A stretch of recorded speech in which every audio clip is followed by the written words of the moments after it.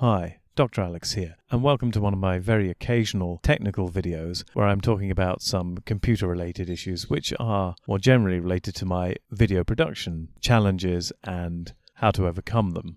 Specifically in this video, why I upgraded from Linux Mint 18 to 19 and then went back again. Before I get dragged too deeply into the nitty-gritty of this video, I'll quickly lay out the different sections into which this video will be divided. Section 1 will be the introduction. Section 2 will be the wonderful OpenShot upgrade, i.e. how they upgraded their software recently. 3 will be the Audacity weirdness that occurred with the system upgrade. 4 will be the Linux Mint system upgrade itself. And 5 will be my concluding remarks. So without further ado, let's move to Section 1, the introduction. Now, I'm not a wealthy guy, and as a result, two things have arisen. One, I tend to use older, second-hand laptops that are of a robust type. In other words, I primarily use IBM or Lenovo ThinkPads, mostly in the 200 series, although the most recent one I've purchased is in fact a larger T410, but all have similar processing power. They all tend to have i5 quad processing CPUs and around 4 to 8 gigs of memory. As each one became old or suffered physical damage, they then got hived off to other tasks. For example, my media server from which I project films is one of my old X200 ThinkPads, which has a key or two missing. And the other retired ThinkPad X200 is my one and only Windows machine, which is only a Windows machine because it's easier to get that one running as a MIDI instrument module for my keyboard, otherwise known as the Yamaha 810 electric piano. However, a series of unfortunate events led to the demise of my most recent X230 ThinkPad and ultimately led to the procurement of the T410 ThinkPad and the upgrade of the operating system. And so the troubles began. As mentioned, the original system was an X230 ThinkPad running Linux Mint 18.3 with the Mate desktop. However, eventually the root partition got too full, and it proved to be too much hassle and too much for my not entirely Linux expert level of skill to resize. And so at that point I decided to, one, buy a new hard drive that was a larger hard drive, just because it seemed like a good time. So I upgraded to a 1 terabyte drive for the laptop, and at the same time elected to upgrade from Mint 18.3 to Mint 19.3 as it happened, which was the most up-to-date one at the time I started doing this. At least it was the most up-to-date one I was aware of at the time I started upgrading everything. And I use upgrade here in the loosest sense of the word, as we shall find out. As I've already hinted at, I guess I was late to the party with Linux Mint 19.3 since it came out in June 2018 and all of this upgrading only occurred over the last month. However, until that point, 18.3 was working fine and working well. However, with one slight proviso, the older laptop that was running as a media server was actually installed with Bodhi Linux version 3.1, and I had noticed before launching all the upgrade business that it was rendering videos faster with identical hardware than the Mint 18 machine. And so on the new 1 terabyte drive, I made a small partition to run Bodhi Linux, as well as a larger partition to run Mint 19, with the idea that I could use the small Bodhi partition to do final rendering of videos faster than I could on the Mint one, if this speed difference still persisted. Now, this mention of Bodhi Linux may seem irrelevant to the subjects of this video. However, it will still come back to haunt us, as it will provide a useful comparison install later in this video when looking at the performance of Linux Mint 19. And in a related note to what I was just talking about in terms of upgrading and then downgrading, the small Bodhi install I made initially was Bodhi 5.2, but this had to be downgraded to 3.2 for similar reasons to the Mint upgrade downgrade, which is the main subject of this video. But to cut a long story short, I ended up with a dual boot with a 200 gigabyte partition for Bodhi Linux 3.2 and an 800 gigabyte partition for Linux Mint 19.3 Tricia. As a further side note, which is relevant to what's about to come up, and continuing the theme of me being late to the party, I also encountered OpenShot 2.4 for the first time, and I will be talking about that in this video. However, it already has been superseded by OpenShot 2.5, although everything about version 2.5 looks exactly the same as 2.4, so I will be talking about 2.4, but everything seems to be relevant to the latest version. Indeed, this video is as much a journey through OpenShot as it is a journey through Linux, and I may well release this video twice, one with the title involving Linux Mint and one with the title involving OpenShot itself.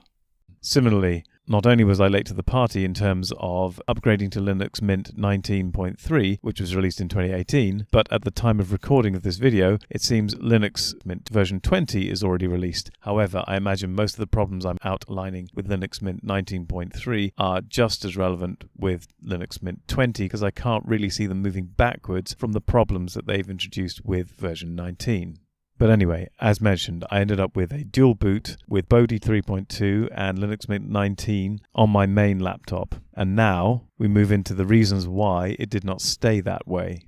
Now, the main reason for having the laptop in the first place, beyond typing up things I've written and work-related tasks, is cutting together and rendering YouTube videos, such as this one. Under Linux Mint 18.3 and Bodhi Linux 3.2, as well as earlier Mint installs I've used before, they all had repositories which contained OpenShot 1.4.3. Now, OpenShot 1.4.3 is not without its problems. It is a critically flawed gem, but flaws which can be worked around, and ultimately it is an incredibly powerful video editing tool. Of its flaws, one of the most obvious was its frequent tendency to crash. In fact, it might have been more appropriately named Open Crash. Such was its reliability when it came to sustained use. However, once one got into the habit of continually saving after every edit, this could be worked around until it became habitual to have the icon to open the program on your taskbar at the bottom and to just save after every edit and then reopen after every crash, which may not sound elegant, but was at least a way to work with the software, which was itself quite powerful. Secondly, if you made a large number of cuts to a long video, the software did slow down with time to the point where you'd have to wait 20 or 30 seconds between cuts or edits before you could move on to the next edit. Now, this again is problematic, but you can get around it by cutting through to about halfway through your video, rendering that video, and then continuing your cuts with the new video, which would then go back to being editable at a high speed. Again, workarounds, inelegant, but functional, because the software, again, was incredibly easy to use, well laid out, and most importantly, very feature heavy. And by features, I mean useful editing features for videos. There were many very useful effects, a very fine level of control when it comes to cutting and manipulating sections of the video, and these features combined could lead to very subtle effects that could greatly increase the quality of the video, even though it's an open source program. And that's one of the reasons I'm using both Linux and OpenShot, because I use a lot of open source, because again, I'm a man of meager means, and open source is of course free, at least until you make a contribution, that is. Anyway, enter Linux Mint 19.3 with OpenShot 2.4. Well, it looks pretty. If you like Mac-inspired, soft and cuddly, no sharp edges and corners graphics in your user interface, then you might be perfectly happy with it, perhaps. Particularly if you find a wide range of functionality scary and overwhelming. To rather unconventionally start with the summary, OpenShot 2.4 is a pile of poo. Most of the useful effects are missing, or are less easily manipulated, or feature less functionality. And on top of this, the fineness of the controls for cuts was about as subtle as a sledgehammer. Now, it's possible they've made it more stable, but a more stable sledgehammer doth not an electron microscope make. The sheer number of effects in OpenShot 1.4.3 dwarfs those in OpenShot version 2.4, as does the number of transitions you can employ. Even such simple effects as brightness and contrast were, in version 1.4.3, separate effects that could be added separately and didn't have to be mushed together like the 2.4 version, and also in version 1.4.3 retained more modifiable features than the combined version in version 2.4. And then we come to the replace clip function, which in OpenShot 1.4.3, if you've got any clip within the video you're editing that you want to change for another clip, you can simply right-click on it and opt for replace and select a new file. That is how it operates on OpenShot 1.4.3. Here's how it operates in OpenShot 2.4. Oh. You can't replace clips, apparently. There is no easy way of just replacing a clip. Now, this might seem trivial to some, but if you're rendering a series of videos and you're changing just one or two features of them, but otherwise the structure is the same, it's actually really useful to be able to just replace the video with the equivalent video for the new one. And to not have that feature, simple as it is incredibly irritating, time-consuming to overcome, and basically not user-friendly if you are a video editor. But that's okay. OpenShot 2.4 is not a video editing piece of software anyway. Oh, wait a minute. To compare OpenShot version 1.4.3 with OpenShot version 2.4 or higher, it's kind of like comparing Lego to Duplo, although I think that's probably being a bit unkind on Duplo. Perhaps version 2.4 is more like Playmobil in that respect. The progress in the OpenShot video editing software from 1.4.3 to 2.4 also reminds me eerily of the progress in the English and Welsh education system for the last 30 years, where the exams might look prettier these days, but the content has gone completely out of the window. Don't worry, Scotland, if you're feeling left out, your time is coming soon. To make matters even worse, it was then impossible to install the old version, OpenShot 1.4.3, on Mint 19.3, as certain dependencies could not be satisfied, at least by this humble user. Perhaps somebody who's more of a Linux expert could do this, but it was certainly not immediately obvious how it could be achieved. Luckily, upon discovering Bodhi Linux 5.3 suffered the same advantage of OpenShot 2.4, I downgraded that install to Bodhi 3.2 to match my aging media server, or at least as close as possible. The media server is actually running Bodhi Linux version 3.1.1. And happy days, I suddenly had a usable video editing environment. After repeatedly, futilely attempting to get OpenShot version 1.4.3 onto Mint 19, I eventually uninstalled OpenShot altogether on that install and used that partition for other tasks. Not, as we shall see now, audio recording as it happens. Now, when I'm recording videos, I record the audio separately through better audio equipment than is built into the laptop and straight into Audacity, which is running on the laptop. Under Mint 19.3, Audacity suddenly started to stop recording unexpectedly without warning after about 10 minutes of recording time. As mentioned, there was no warning, there was no settings. Meanwhile, under the Bodhi Linux 3.2 install on the same machine with the same program, it continued to record for whatever length of time was required, half an hour. It never terminated the recording unexpectedly on the same machine, same hardware. This is why on 2 of my most recent videos I've had to re-record sections of audio because I came to find after filming that sections of the audio were missing from Audacity and I had to redo either the spoken words or in most cases the playing of instruments all over again, which explains some of the weird out of sync bits in both of these videos. So Mint 19 had proved a failure when it comes to OpenShot and now a failure when it comes to Audacity, even though Audacity hadn't had the same upgrade that OpenShot had, which is how OpenShot managed to shoot itself in the foot, so to speak. But this does bring us on nicely to the final section of this video prior to the conclusion.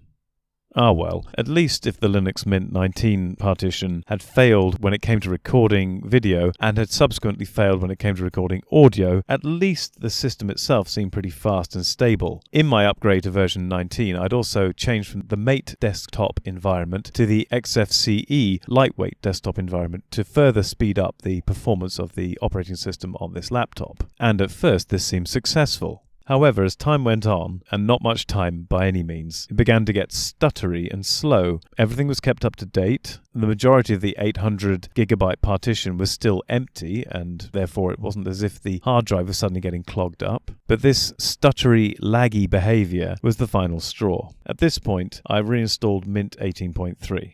So in our Hobbit-like journey, we've got to the and back again section. Although this time I did elect to install Mint 18.3 with the lightweight XFCE desktop, rather than the Mate one I had previously installed. Happy days! Back to fast, modern, stable. Audacity works normally. Tick.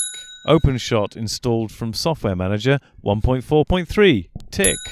So now I have two OSs on my most recent Lenovo ThinkPad T410, both of which can be used for video and audio editing. Bodhi 3.2, which might be a little faster for actual rendering, so could still be very useful in that respect if I need to render something faster than I would do under the Mint 18.3 install. And then I have the Mint 18.3 install for, well, everything really. I can do my video editing, I can do my audio recording, and I can do all my normal work and writing tasks that I would normally do on the laptop besides the video editing. So, to return to my summary again, if you want to do video and audio editing and recording under Linux Mint, do not go to version 19. Avoid Linux versions which now ship with OpenShot 2.4 or anything other than 1.4.3. For example, Bodhi Linux 5.3 has this problem. Stick to stable functional OSs and software and avoid Mint 19 or higher, I suspect, with OpenShot 2.4 or higher, I suspect, like the plague. And with that warning delivered, I feel that's all we have to say on the matter. And so to all my listeners and viewers, one final thing to say, of course, is take care.